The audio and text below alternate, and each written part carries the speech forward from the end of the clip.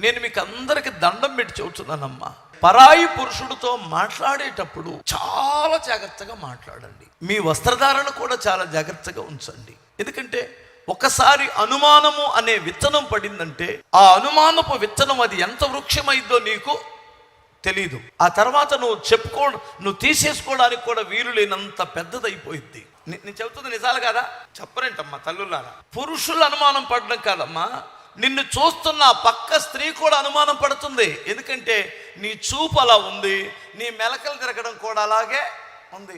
ఏంటి పోయిన వారం రాలేదు అని ఎందుకు అలా మెలకలు తిరుగుతావు? అట్లా తిరగొద్దు, స్ట్రైట్గా చూసి మాట్లాడంతే.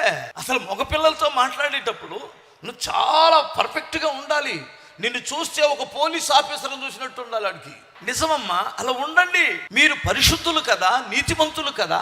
ఎవరి దగ్గర మీరు సంజాయి చెప్పుకోవాల్సిన అవసరం లేదు, ఎవరిని మెప్పించాల్సిన అవసరమే లేదు.